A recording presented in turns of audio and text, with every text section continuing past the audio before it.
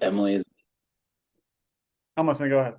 Oh, I tell so many people that Emily is Italian. It's probably like an inside, Yeah, obviously. because most Italian last names end in a vowel. A-E-I-O-U. Last name ends in an O. So I tell people she's Italian. Does it? What's her last name? Ho. H-O. Wow. Probably would have been a simple Instagram search to figure that one out. Okay. So I have a hilarious story, and it kind of ties it'd be a good one for people to hear. So Cool. I'm going to the grocery store today, Mm-hmm. and I'm going around this bend, and the kind of road narrows a little bit as it opens up to a light. And as I'm coming around, there's these 3 or 4 kids on their bikes. They got to be 12 or 13 years old. Sure. They're just riding aimlessly in the middle of the road. Like there's cars behind them, like they're causing traffic. Kids do not Mm-hmm. care. Yeah. So I come around the bend, doing probably like 35. So I slow down almost to a complete stop. Like I'm probably rolling, like with my foot off the gas, at like 10 miles an hour. Mm-hmm. And one kid kind of rolls off to the side, and then there's 2 kids incoming traffic lane with 2 cars behind them, and they're just in the road. So like these 2 cars are just stuck behind these kids. So I keep going because the one kid kind of got out of my Yeah. way. And as I'm passing, this one car is about 2 car lengths back now, and it's like this 70-year-old woman, and she's at a complete stop, and she's going like this, To and I'm you? like, to me. So Hmm. I kind of like roll my window down a little bit. Again, I have not touched the gas pedal. I'm at Yeah. a, and she's like, slow down, whips me the bird, and then keeps going. And I kind of do like a what the hell? And Yeah. I get to the light, and I'm sitting there, and of course it's a long light. So I'm like, You have enough time to think. yeah, like now I'm stewing. And I'm like, I did nothing wrong. And I'm like, this woman is gonna live rent free in my brain Yep. for the next 7 years. Mm-hmm. Every time I drive around that bend, I'm just gonna think of that woman being stopped there. And like there's levels to road rage. I know. You can't just go 0 to 100. You can like somebody can't cut you off and then you decide I want them to crash. Yeah. It's got to be like, oh man, this guy's driving like an asshole, or this, that, or the other. This woman went 0 to 100, and she was 70 years old. Had to be. I'm more concerned about like what was the rest of her or the prior part of her day to that. You know what I mean? Like to get her that infuriated to where you just existing made her flip you off. She She had something had to have happened, and I'm more she could curious. not have been more upset to see my car come around the corner. I couldn't She believe saw it. you come out. She's like, God damn it. So I kind of wanted to take that story and ask you kind of about like road rage, but almost in Mhm. in a gym scenario. Like, Okay. have you ever come across your own version of like either it happened to you or Mhm. you were having some type of day to where something happened in the gym and you just went 0 to 100, like you just Yeah. lost it. I mean, you've known me long enough now to know like as infuriated as I can get, Not it's a confrontational guy. I can be. It takes a lot for me to get to that point. And even if I do become confrontational, it's more just like sarcasm rather than just like this like blind rage. Um, but yeah, I mean, I get people more that get annoyed like I'm trying to think like the most recent time, so I can use like a fresh example. Like if I'm on a machine that someone wants to use, and like I'm never on machines for like a crazy long period. I mean, like if I'm on like a squat rack or something, sometimes obviously I'm a longer time. But if I'm doing like accessories and stuff, 10 minutes tops, not even. And this kid was waiting for me to go on. This is waiting for to go on with his girlfriend. This was probably 2 weeks ago. Oh, It was recent. on the pendulum squat machine, and mind you, the gym I go to has like 2 other pendulum squat machines. I mean, granted, but each 3 of them are different brands. So I guess he had to go on the one that was the same brand naturally that I was on. This is 5:45 in the morning, mind you. 10 people total in the entire gym, and he had to be on that one, and just essentially was just getting pissed off How many more sets do you have? I got 3 sets. I just started. Do you want to work in? No. Okay. And after I did every set, if I even just like stopped for 2 seconds to like, lean against the wall, take a sip of water, catch my breath, the whole deal. You just sit there, huff, walk around, mumble things to his girlfriend, walk, mumble, walk around. And then eventually just came up to me and was like, you know what, fine, we'll work in. You were like, geez, Louise. Just, I mean, we could probably go on for hours about examples. That was just the most recent one. And it just like confuses me why like people can't just either respect the space, that someone else is in, or and that goes to all things. Like I always laugh because you know, I heard this one term and someone called them like if you're like invading people's personal space, they got called human hemorrhoids. Hmm. I knew you'd like that one. And it's just like people just have no respect for people's personal space and they just will hover around you. I don't know if you've ever experienced that. Like someone asks how many sets you have left, and then they just like hover around you to the point where you're just like, you know what? F it, like I'll come back. Like this So is just too long. just to play devil's advocate for you, how long would you say, Mhm. like when they said like, hey, you got a lot left, like how much time was it between that, the initial conversation, and the time that they decided to work in? Not even 5 minutes. All right, well, Yeah. I mean, if you were like, hey, today I'm not barbell squatting, I'm just doing pendulum and I'm doing Yeah. 10 sets of 3, I'd Yeah. probably ask you to work into. Hmm. Yeah, I think mine is the cell phones in the gym. Okay. I don't think so much the texting and the videos and the pictures and stuff like that just is what it is now. Hmm. But I think the people who walk around the gym on a phone call, Yeah. I lose my shit.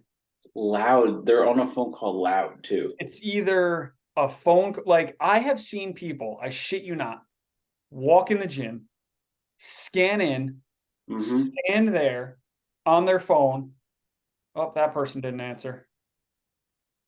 Oh, hey, what's up, Jim? Boom, walks out onto the floor. Yep. And I'm like, what in God's name? Now, granted, I'm sure there are 10 to 15 different cases where it was an important phone call. Maybe it's work, maybe it's a family emergency, Yeah. something, those lines. But if I hear you walking around bullshitting with your buddy or your girlfriend while you're just, taking up shit in the gym, I Hmm. want to shake you because in the way that we train is we are so dialed in, like nothing happens by accident when we're in the gym. Like every set is accounted for, every variable, every box is checked, so to speak. That I like my wife will FaceTime me, and at this point, let's say Lex may FaceTime me or call me once every 6 months when I'm actually training. Yeah. And the conversation will always start off with, I'm sorry, I know you're in the gym. Yeah. I love her for that because she Mhm. respects, like, that's Yeah. my time. And she'll have a reason for reaching out. Exactly. I'm going to the food store. Are you Yeah. low on protein? Like, I have a flat tire. Mhm. Something is astronomical that Yeah. I answer the phone. Not to mention she's probably the only person, her and my mother, that I'd actually even answer the phone for Yeah. while I'm working out. But it's always, I'm sorry, I know you're in the gym. Hmm. And in your case, I know you're very lucky to the point where if you're not training in the morning, there's a good chance if you're training later in the day, you're with Emily anyway. Yeah. So, yeah, I just feel like how are you focusing and concentrating on your training if you're walking around on the phone? Yep. Or the people who are walking around on the phone and supersetting. I was just gonna mention, like, I don't see it as much. The gym I go to now is obviously people have their phones on them more for like the videoing and whatnot. But like I remember more going to like regular commercial gyms, you would see that more frequently. And like granted, not everyone is like in quote like training, they're just going to the gym. That's totally fine. Nothing wrong with that. However, like going to the gym and like sitting on a leg press and like having, being on a phone call like mid leg press, like confuses the heck out of me. Or texting during their set on the Yeah, leg. because I'm like, like what are you trying to accomplish? Like what like are you just here because you wanted to get out of the house? Because like I don't run, but I know I like it'd be different if like we were running next to each other, but like I could never imagine like doing any other form of exercise like casually even like just on a phone call. Like I would just would be out of breath. I would just be all over the place. I'm like, how do you just sit on a leg press or And any like they're machine? like the leg press is going up and down and they're doing this. Yeah, Um, that's even worse. you see a lot of the females in between every single set, they're taking selfies in the mirror. Hmm. And the guys are guilty of it too, but they're usually just like they do a set of seated shoulder presses and then they stand up and they're doing an ab and thigh. And I'm Did I like, ever tell you on that topic of taking pictures? This happened a couple months back. Some kid had his tripod set up on his phone and was recording himself doing hack squats, but he had it at the angle to where like you could only see like his body and one side of plates. Do you kind of get what I'm trying to explain? sure. Like how the plates kind of get stacked Yeah. on both sides. He had it so like only like here and over. So like you could only see like half of his body So and it was a direct side shot, yes. not off on an angle, but It direct. wasn't an angle, but he wasn't showing the other side of the plate Sure. anymore. It Okay. was just the one side. And Oh he boy. had six plates on one side, and Oh no, I there know where was I'm going. no plates on the other side. Oh, But he had what? it so, you know what I'm trying to say now? Yeah. And he would like scream and grunt and all that stuff, Oh. and like would get off and he would like slap the plates because he was recording it. And I'm just like, okay. I used to train at a gym. It was a Jersey Strong. Fuck it, I'll name drop. It was a Jersey Strong in Freehold, and there was a personal trainer there. I don't know if they're still there. You know, great human being. Hmm. But if you saw that person on the gym floor when you were trying to train, you know you would at some point cross this person's path. Yeah. Um, so they would do a Smith machine squat, and then on the far other side of the gym was the OG sled, the leg press. Yeah. And they would walk back and forth in superset. So you'd stand by the Smith machine and wait 2 minutes, 3 minutes, 4 minutes. Okay, now I'm going to start pulling the weight. I'm on that. What? Yep. What? Okay, fine. I'll just go leg press now. Nah, I'm over there too. And it's like, what? Like, there's no, what's the word I'm looking for? Like, this main character syndrome that we see in Yeah. gyms nowadays Mhm. is everybody is an influencer, everybody has a film crew, everybody is training to be the next Mr. Olympia, or I tell you what, they're training to be the next Conor McGregor because all these people in between their sets are also shadow boxing in the mirror and stuff. I'm seeing that left and right at these places. Um, but I feel like I'm guilty of walking around the gym and just like I just go through phases where like I'll go to a commercial gym right up the road from me for like 2 weeks. Mhm. And the first 3 or 4 training sessions, well, I say 2 weeks, let's say, 7 or 8 training sessions. Sure. So the first like 3 sessions, I'm like, all right, I'm happy to be back here, change it up.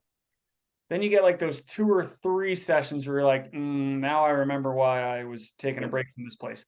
And then those last 2 sessions, maybe it's on me, maybe it's my own issue that I need to dial in like my focus and stuff, but it's like I'm like so out of it because this person's annoying me and this person's on the phone and this person wants to work in and this person's supersetting with 9 different pieces of equipment and Yep. these 5 kids are using a bench and I'm like, man, like how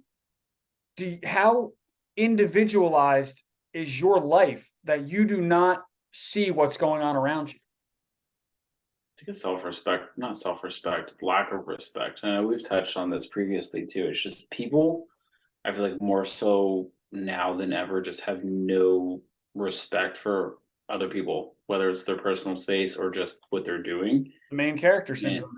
literally. And like that comes down to just how people act in the gym and out of the gym. Because I don't care if it's crowded. Honestly, now having training most of my time at like 5 in the morning and there's no one really there, like I do like training in an environment where there's other people training, of course.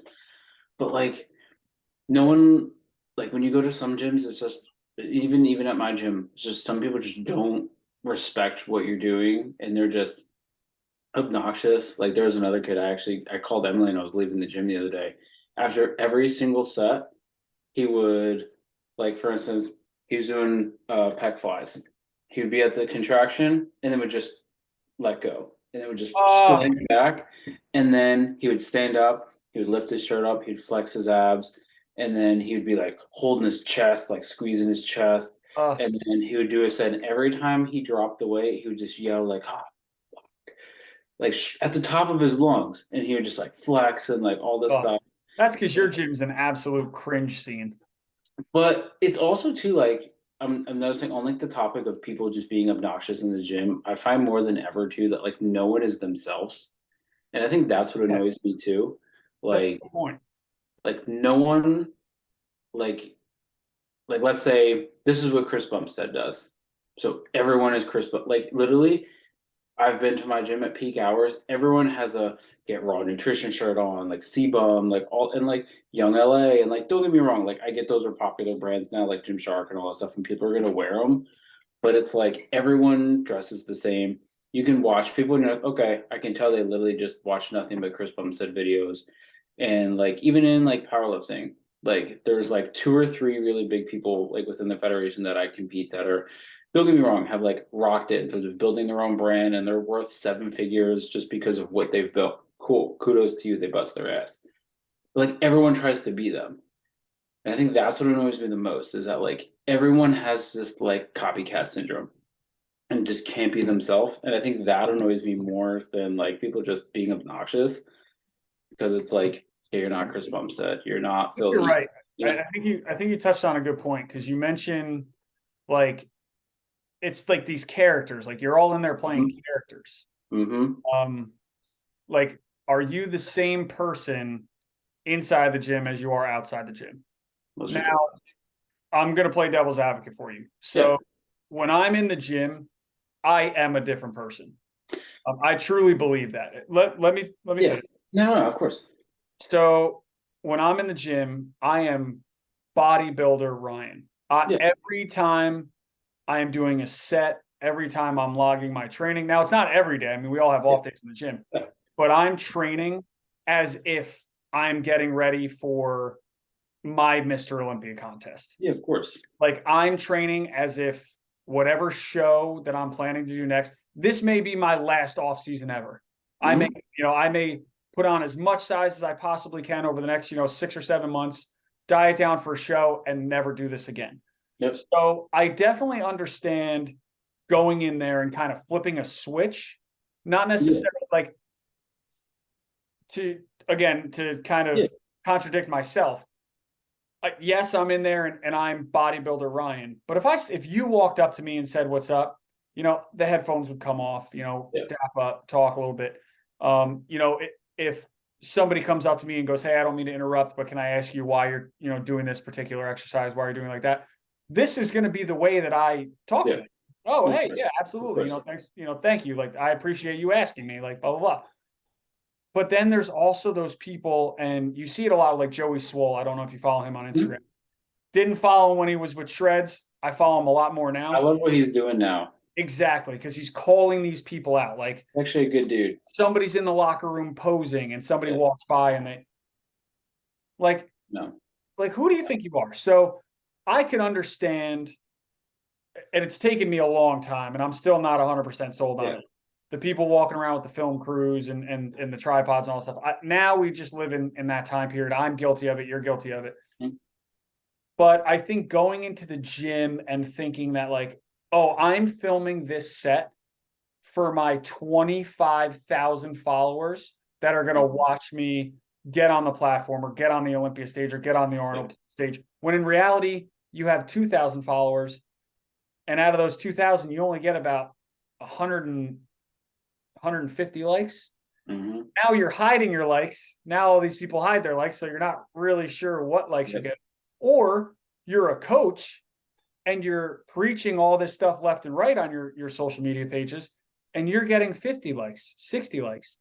Like, who's liking that? Just your clients? So, like, Yeah. are you really sending, like, when you're in the gym and you're playing this character, to your point, are you delivering the same message? Hey, I'm in here. I don't wear headphones when I train. I'm open to have a conversation, but I'm here for a purpose. Yeah. Like that's who I am in real life. Like I Of don't course. need like to be distracted. So I guess to your point, I could understand why some people are in a character mode, but is that a facade to put on for your gym buddies? Like, oh, because that person is kind of mean to people, I'm going to be mean to you. Like, what are we in high school? No, exactly. And that's kind of what I mean, is like how you kind of touched on that last topic is it's a fine line. There's the I'm focused, like switch flipped version of yourself that's training hard. Then obviously when you leave the gym, it's like, okay, training's done. Like I'm not training, I can disassociate. Um, I notice a lot more too, is more like when Phil Heath was still winning Mr. Olympias. You know, his thing was he would always have like the fitted hat with like the big old school like Beats headphones on. Everyone did that, you know, after he started competing. And like in powerlifting, you know, there's a couple guys who the same people that I was talking about. Like the one guy's like he's very cocky, you know, of course, within his own right. You know, he has kind of earned his right to be, but everyone like at my gym will like they'll rack a squat and they'll start like beating their chest and screaming all the same quotes that he yells, and they're dressing the way he yells. Like for instance, he always like bites his chain when he's squatting. The kid I'm talking to, guy I'm talking about. So now everyone in the That's gym, chain, they everybody. all have the chain in their mouth when they're squatting, and like, oh, I'm him, I'm him, I'm him. You know, every time they're squatting 275, like, you know what I mean? Yeah. So it's like a fine line.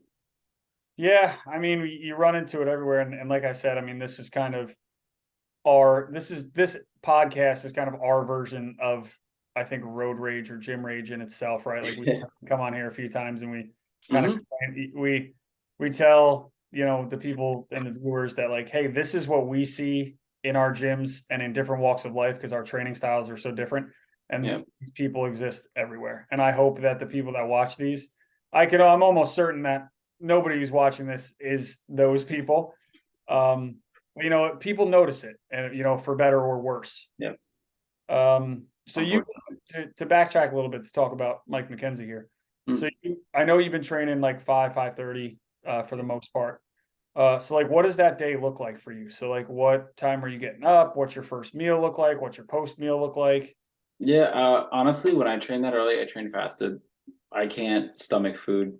I do have a lot of carbs though through I have a carbohydrate and electrolyte powder that I use.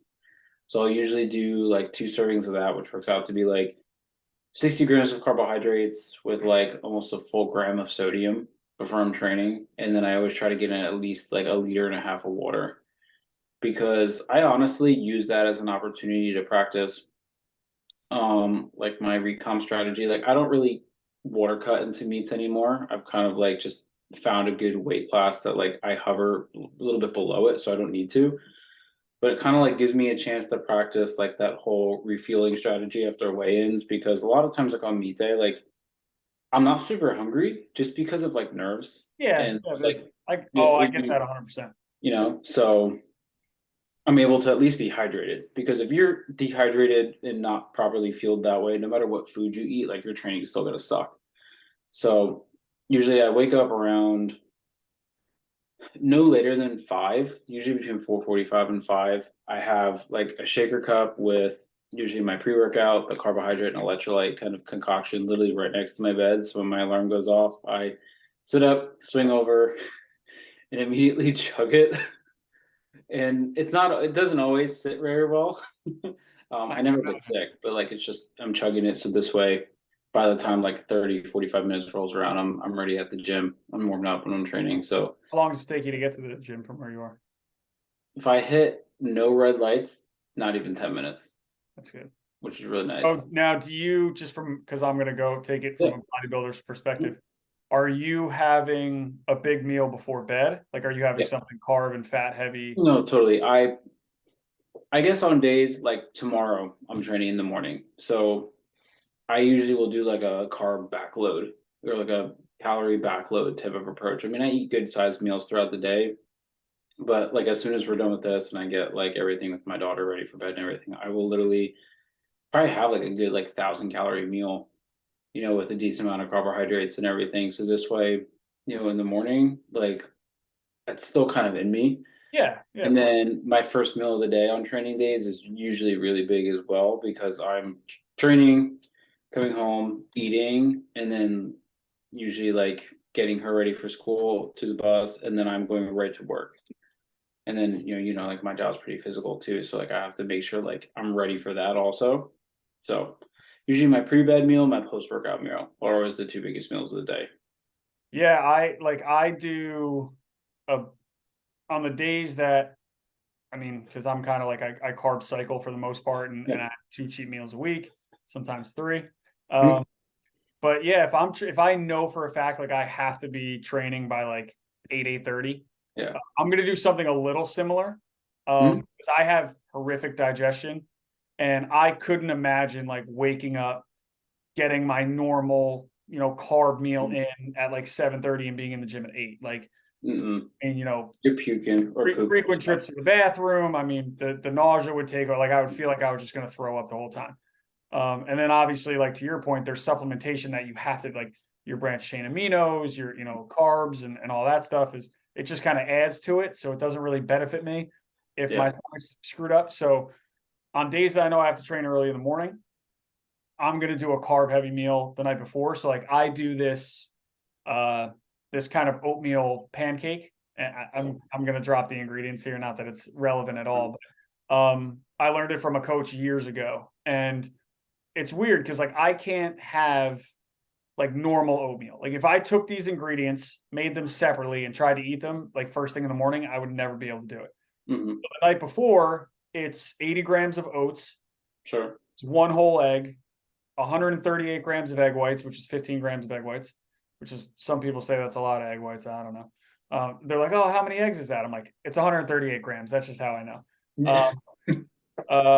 I do a little like low sodium, like cinnamon sugar over it, Sure. like stuff you would like bake with.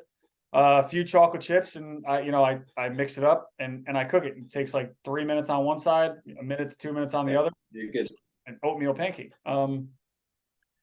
Yeah, I cannot. And then I'll wake up the next morning and maybe I'll just do a protein shake Sure. with minimal like powdered carbs or something like that. Mhm.